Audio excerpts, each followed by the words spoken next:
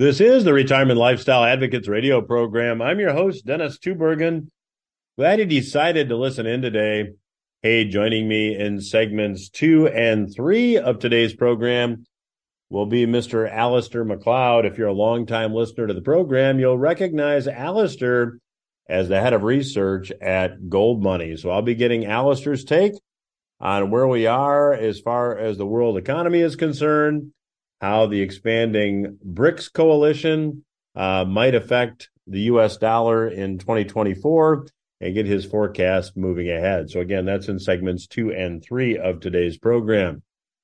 If you've not yet requested my December client newsletter, it talks about this inevitable cycle that I've been writing about since my 2011 book titled Economic Consequences. That cycle, very simply stated, is inflation followed by deflation.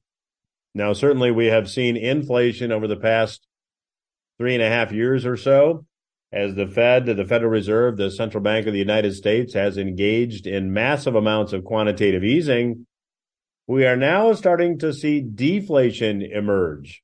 The money supply contracted more than it has in 28 years recently, according to Mises. So the forecast that I made back in 2011 is now playing out before your eyes. So I talk about this in the December newsletter. You can get this client-only publication this month only by visiting requestyourreport.com. Just let me know where to mail the newsletter. And when you request the newsletter, I will also put you on a list to get you my new updated revenue sourcing book as soon as it becomes available. I've updated it for 2024. Should be coming off the presses here in the next couple of weeks, and I'll get you a copy of that as well. So again, to get the December client-only newsletter, as well as the updated revenue sourcing book when it's available, simply visit requestyourreport.com and let me know where to mail that information. So as it relates to this forecast, I'd like to begin this segment by sharing with you a quote from Ernest Hemingway's The Sun Also Rises. Here it is, quote, "How did you go bankrupt? 2 ways, gradually, then suddenly," end quote. Now, I believe this quote from Hemingway describes the path on which the collective private sector, as well as many of the world's governments, now find themselves.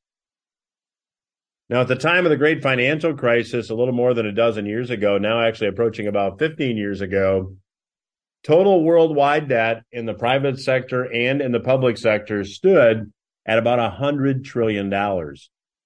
Today, after massive levels of stimulus funded via currency creation to rescue the economy, to solve the problem, to let us grow our way out of the problem, we simply have more than tripled the size of the problem. Worldwide debt now stands at $335 trillion. That's a huge disparity. $100 trillion at the time of the great financial crisis, $335 trillion today. Now, that figure can be described only as eye-popping. I don't know how else I would describe it. But that does not include derivatives, which will likely ultimately add to the debt total. Now, I've heard a lot of numbers as to what derivative exposure is, but if you want to use the more conservative numbers, you come up with a number somewhere around $1 quadrillion. And there's some estimates more than twice that level. So the bottom line is this: there is simply too much debt to be paid. My guest on today's program, Mr. Alasdair Macleod, describes it as a debt trap. I call it heading for a debt crisis that is inevitable, and it may be looking a bit more imminent. So why do I bring this up on today's program? Well, the reason is simply this: if you aspire to a comfortable, stress-free retirement, your planning needs to be focused on this fact. You simply cannot use the same planning strategies that have been used for the past 40 years, in my view, and expect to succeed. The system is on the verge of breaking. That's what a debt crisis does. And when it does, the dreams of a comfortable retirement for many Americans will vanish.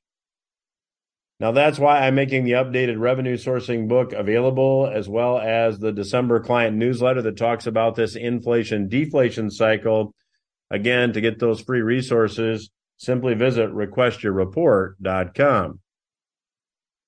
Now, my 2011 book, Economic Consequences, which I believe is still available on Amazon, provides my forecast that the Federal Reserve's then new policy. Actually, at the time, the Federal Reserve described this as a new temporary policy of quantitative easing. Well, what does that mean? Well, essentially, it's currency creation from thin air. I pointed out at the time that whenever currency creation had been tried historically, it's always introduced as something that's going to be temporary, that's going to be a stopgap solution, but it always ends up being a permanent policy that causes more problems than it claims or purports to solve.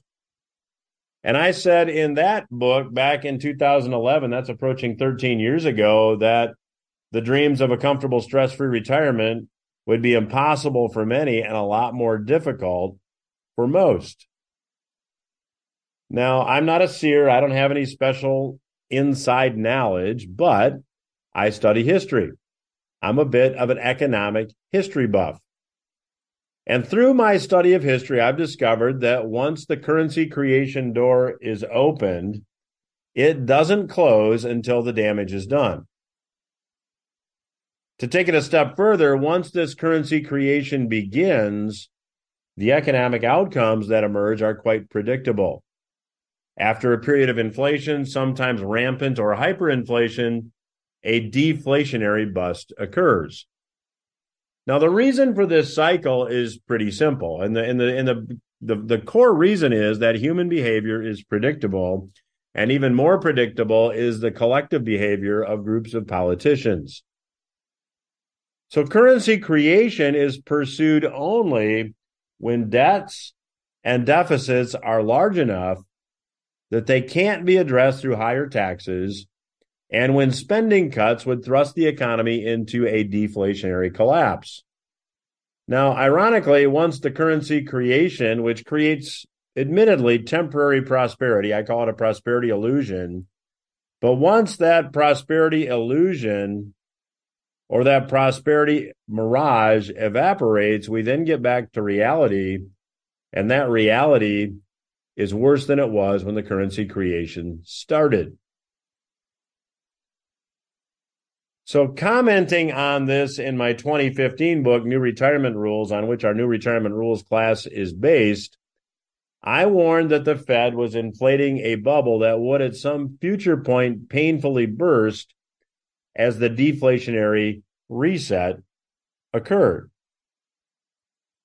Now, after the Fed created between $5 and $6 trillion in new currency out of thin air, they have now started to tighten. They have increased interest rates. They have pulled money out of the economy, and we are now seeing the results. Now, the stock market still has not made it back to its prior high that occurred in December of 2021. I predict it won't get there. It might get back and equal that high, although I would be a bit skeptical about that, but I predict it will not make new highs. So eventually, deflation takes its toll on stocks. It takes its toll on real estate. It takes its toll on things that we own, assets that we own, while the things we have to buy, like groceries, never give back the price increases that we've all experienced. So the resources that I'm offering you this month, the December client newsletter that explains this inflation-deflation cycle, as well as a new updated version of the revenue sourcing book, that's all available to you for free with no obligation. Just go to requestyourreport.com, and as we enter 2024, get yourself some information, get a second opinion. I'll be glad to send you all that information absolutely free. Again, that is requestyourreport.com. I'll be back after these words with my special guest, Mr. Alasdair Macleod. Welcome back to RLA Radio. I'm your host, Dennis Tubbergen. Joining me once again on today's program is returning guest, Mr. Alasdair Macleod. Alasdair, I think, is the hardest working researcher that I interview. I always enjoy my conversations with him. I get terrific feedback when he's on the program. Alasdair is the head of research at GoldMoney. You can learn more about his work and read his articles at goldmoney.com. I'd encourage you to do that. Alasdair, welcome back to the program. Thank you for having me, Dennis. Well, very much my pleasure. As I said, I get terrific feedback when you're on the program, and there's no shortage of things to talk about. So if I could, I'd like to start by chatting a little bit about the developments that we're going to see here coming up the first of the year with the BRICS Coalition. There's new countries being added, many of them oil-producing countries. How does this affect long-term or even short-term the U.S. dollar as an international reserve currency? Yeah, an interesting question. I think actually the U.S. is already fighting back to an extent through Argentina, because Argentina, you may remember, is due to join BRICS, along with, I think it's another 5 others, on the 1st of January. But the new president is backing off China very, very hard and talking about getting rid of the central bank and adopting the dollar as the currency, in effect, replacing the Argentinian one. So, but I suspect there's a bit of US politics behind that. He will get the support of the US because I think they'll do anything to try and scupper this BRICS expansion. I mean, on the other side of it, of course, Russia is becoming president of BRICS. It's its turn again from January the 1st. So I think what you're likely to see, and I'm sure that the American administration expects this, you're likely to see an increased emphasis on allowing countries to join in and de-dollarize. So this, I think, is a major event. I mean, we're likely to see a small upset in the case of Argentina. But again, Argentina can be lent on by the Chinese because the Chinese bailed them out from an IMF loan, 3 months ago. So this is an interesting situation, if you like, that sort of side act with Argentina. But generally, other than that disruption, short-term disruption, it looks like BRICS is going to continue to expand, and the influence of the Asian hegemons, Russia and China, looks like continuing to spread. Yes, it means that the dollar will be used less. I mean, the dollar's still going to be used a lot. I mean, let's not get this wrong.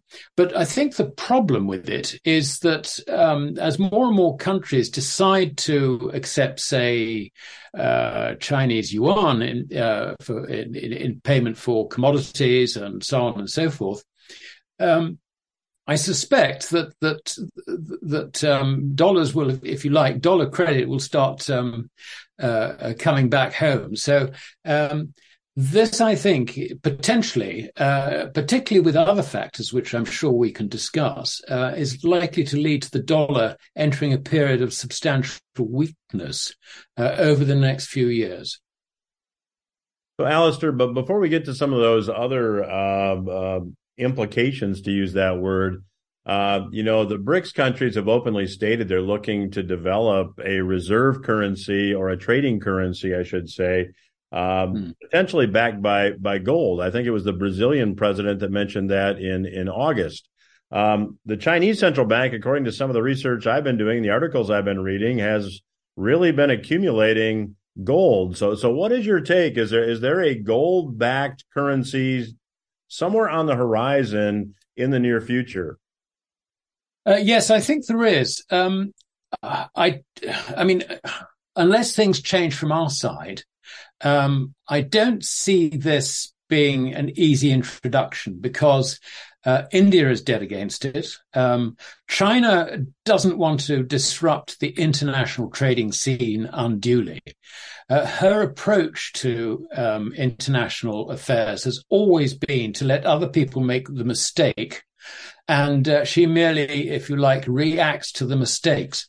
She's not an aggressive intervener, if you like, in international monetary affairs. So I think that she will continue to sit on the fence. I think that the reason that she is accumulating gold is partly because she's been doing this for an awful long time anyway. I think it might be just a little bit too much to say that she actually thinks that the dollar's going to collapse immediately and, you've got to have gold or you're dead sort of thing. I think a better indicator of that is probably the way Singapore has been acting. Singapore has been an aggressive buyer of gold, topping up her reserves. And I think that that indicates, with her connections into China, the rest of Asia and all the rest of it, it indicates, I think, an evolving concern about the outlook for the dollar. So I think that's the way I would look at it, rather than, let's say, taking what China's relatively minor additions to her official gold reserves. They're very small in the overall context of Chinese gold already owned by the state, which I believe is well in excess of 30,000 tons now. I mean, this is secret. We're not talking about just the official gold reserves. We're talking about gold held in other government accounts, like the youth wing of the Communist Party, the army, and so on and so forth. So China is already a major holder of gold, and I don't really think that she has the need to top up her central bank gold reserves because she's already protected. But I think she's quite interested to take any loose stock, as it were, off the market. So I think no harm done in terms of her acquiring gold from her point of view, but I don't see it as a major policy indication. I think that the Singaporean accumulation of gold, however, does indicate there is a growing concern in Asian circles about the outlook for the dollar. So that's what I would concentrate on. Terrific. Well, I'm chatting today with Mr. Alasdair Macleod. He is the head of research at GoldMoney. The website to check out his work is goldmoney.com. I do it frequently. I would encourage you to do so as well. Alasdair, you wrote a piece that I found extremely interesting. I'm going to try to set up this question in such a way that I accurately convey what it is you talked about in your article. So you can correct me if I don't get it exactly right. But you commented on the the level of U.S. dollar holdings that are held internationally outside the United States. And in the event that there was a rush or a move to liquidate a lot of these assets, that would be a situation that would be very difficult, if not impossible, for the U.S. to handle or absorb. So if I stated that reasonably well, could you expand on that? Yes, you have. But I can give you a bit more detail, which Please. Might help. There are three elements of dollar holdings in foreign hands. The one which I think everybody who looks into these things is familiar with are the US Treasury tick figures, which between long-term investments, including US Treasuries, short-term investments, including US T-bills and the like, and equities, and also on top of that, bank deposits, in the US banking system, all that amounts to about $33 trillion. On top of that, you have got derivative markets, and the derivative market which we really need to be concerned with is the foreign exchange derivatives. Now there, according to the Bank of International Settlements, they reckoned, and we're going back to, I think, June last year, so these figures are a little out of date, but nevertheless, it give you a pretty good indication of the importance of it. According to them, Non-US banks have liabilities, dollar liabilities, through the foreign exchanges amounting to an extra $85 trillion. On top of that, you need to add the euro-dollar market in the sense that not of dollar deposits, but dollar bonds held and financed outside the American financial system, and that's a further 10 trillion. So if you take all those together, you get over $125 trillion worth of dollars, if you like, in foreign hands. So if foreigners decide en masse that they don't like the dollar, I mean, the dollar has got a real problem. So far, and this actually ties in with, I think, the point behind your question about BRICS. So far, of course, everybody has been happy to export to America and hang on to the dollars, which they get paid for their exports to America. And that is the difference, if you like, between the trade deficit and the balance of payments. We can see that's been diminishing a bit recently, evidenced, for example, with China and Japan turning net sellers of US treasuries. This situation is, I think, very, very dangerous for the dollar.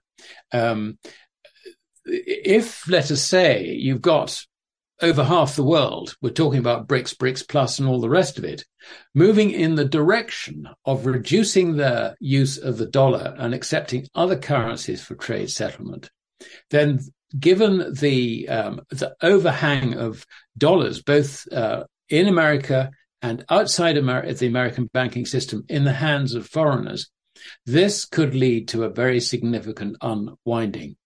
Now, I don't expect this significant unwinding to necessarily occur just on these grounds alone.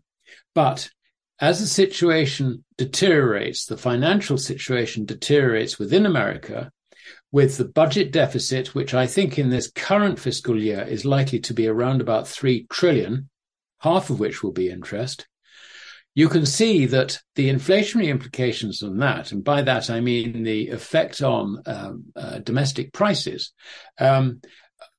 it's likely to scare off foreigners from retaining their holdings. So we've got a combination of things coming together rather like a perfect storm.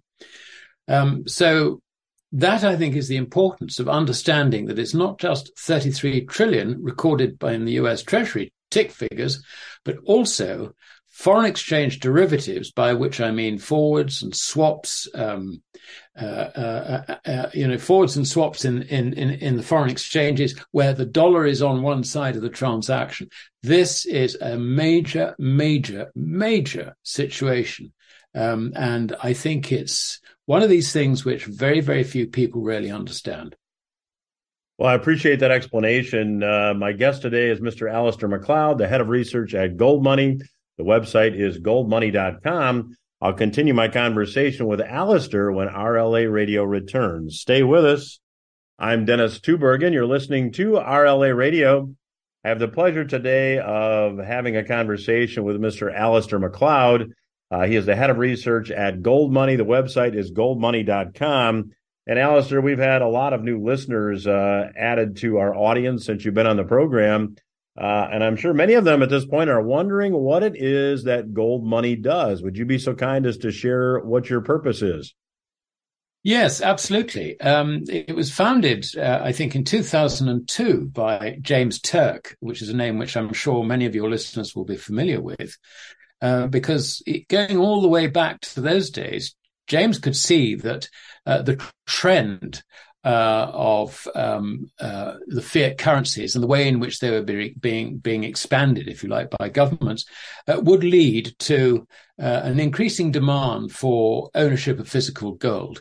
And basically what GoldMoney does is it provides a service whereby members of the public can hold gold in fully insured vaults around the world, regulated, if you like, by the London Bullion Market Association. So these are, they're proper insured, proper vaults, all up to the standards you would expect.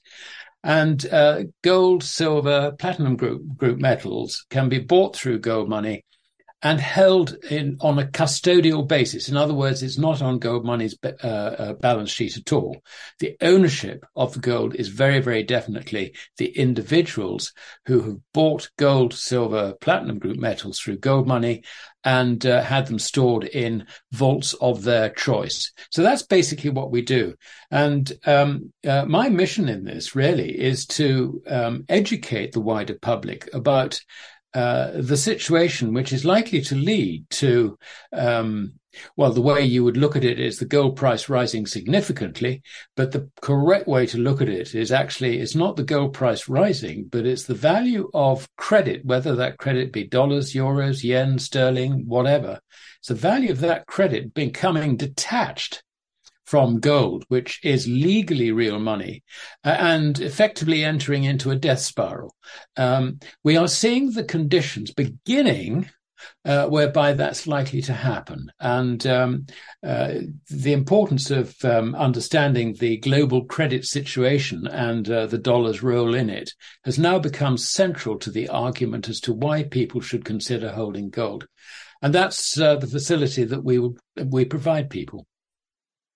Well, thank you for that, Alasdair. And, when you look at what the performance has been of gold since the end of October, gold has made now new all-time highs.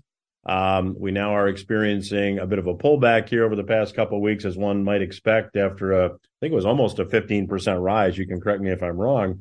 But do you think this is the beginning of that devaluation that will be reflected in much higher gold prices from this point on? The indications are that is actually what's happening. Yes. I mean, from a chartist or a technical analysis point of view, the gold price, if you like, it managed to breach that 2000 level fairly significantly. It's come back to try and find support. It's finding support, I believe, around about the moving averages, which are rising underneath it in good old Dow theory basis. And I think at the moment, the 200-day moving average is looking round about 1950, where, as this is being recorded, it's ahead of the FOMC announcement on interest rates. I mean, it could be that that's maybe a little bit bearish, and that would drive down gold to that sort of 1950 level. And I would expect it to find some sort of stability there before really breaking through that 2000 level convincingly. So that's the technical aspect. But the important thing always to understand, Dennis, is it's not gold rising, it's the dollar falling. And when you look at it that way, you begin to appreciate that the gold dollar relationship, the idea that it might run to, say, 2200 or 2300 or 2500 and so on and so forth might seem outlandish. But when you turn the equation upside down and you think, what's going to happen to the dollar?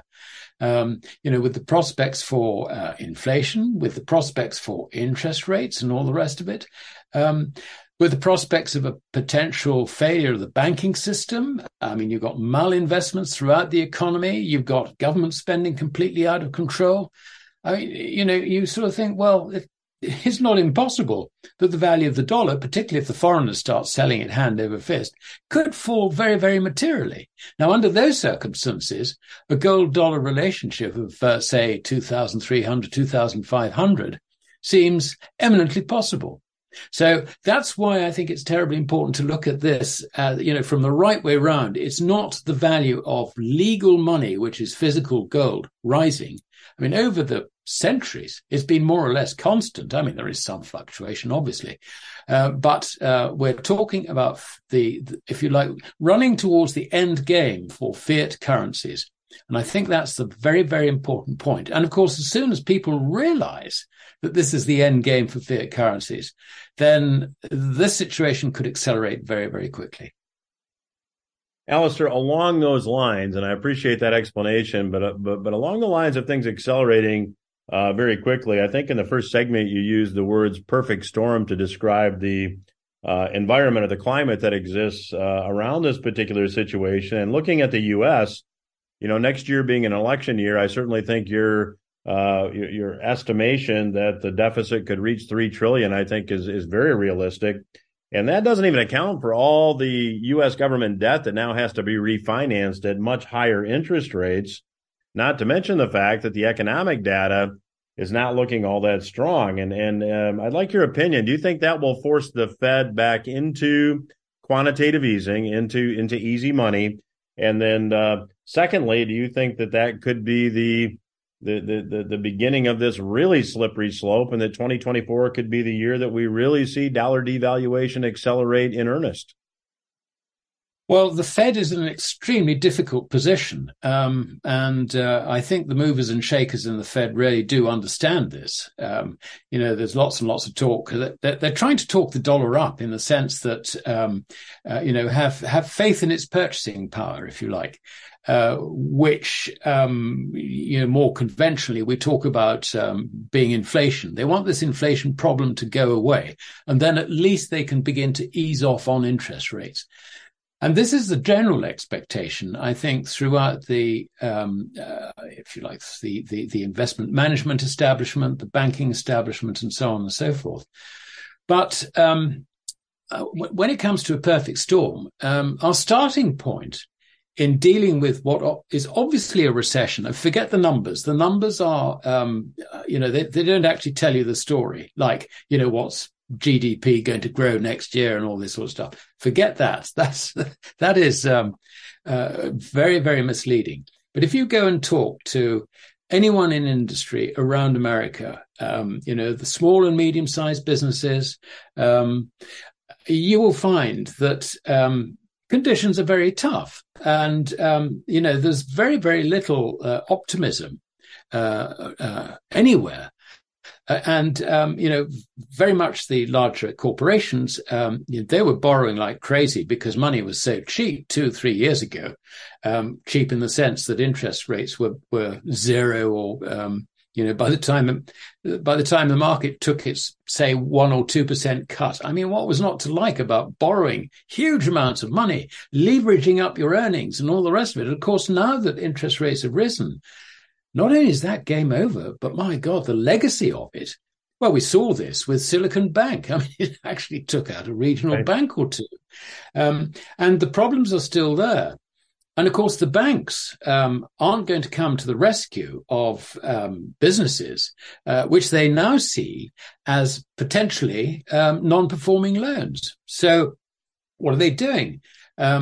They're de-risking their balance sheets. They can't actually contract their balance sheets because you can't destroy deposits. What you can do is maybe destroy loans by not renewing them. And what they're tending to do is they're tending to redeploy their balance sheets away from the risky private sector economy towards government. And we see, for example, the money market funds have been switching from the reverse repos, which rose to roughly $2.5 trillion, I think, about a year ago.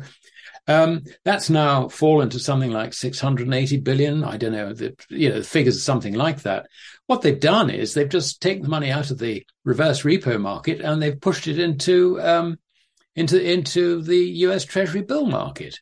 So the US government is having to pay 5.25%, 5.4% for 6-month money, up to 1 year money. And, has it got the resources to do this? Well, no, because if you look at the interest bill in the last fiscal year to September, it was 980 billion. That's very nearly $1 trillion. And it was very nearly half the total deficit for that year. So we've got a debt trap here, Dennis, and this is getting a lot worse.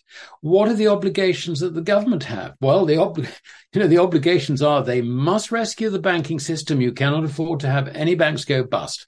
I mean, other than the minor ones maybe, but even then you have to arrange for their rescue.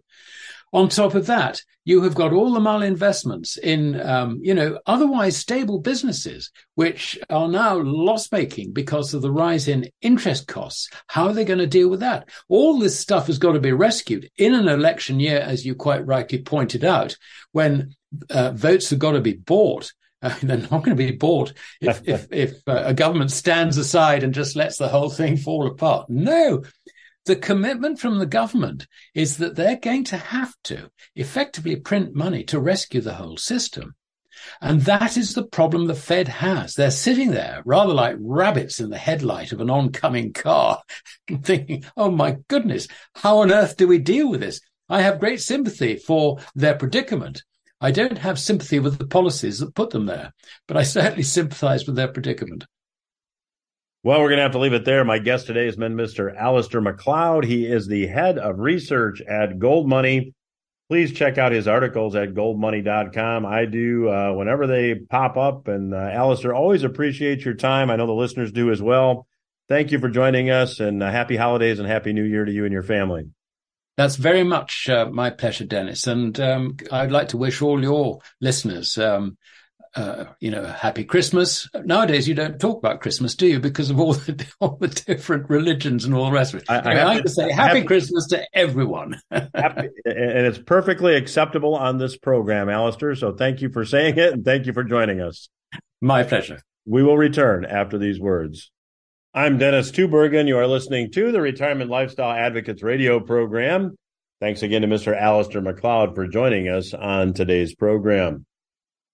This month, I'm giving all the listeners an opportunity to get absolutely free my client publication, the You May Not Know Report. It's my client-only newsletter, and the December newsletter talks about the predictable cycle of inflation followed by deflation. It also gives you some strategies to consider for your own situation. If you'd like to get a copy of that newsletter absolutely free and with no obligation, simply visit the website, requestyourreport.com. Let me know where to mail the newsletter as well as some other bonus information, and I'll be very glad to do that. And when you go to that website, I will also send you a copy of my updated revenue sourcing book. That revenue sourcing book has been updated for 2024. So when you request the December client-only newsletter, I'll also send you a copy of the revenue sourcing book once it becomes available. Again, the website, requestyourreport.com. Now, I talked in the first segment of today's program that the reason currency creation takes place is because debt and deficits are large enough that they simply can't be addressed via higher taxes, and spending cuts would thrust the economy into a deflationary collapse.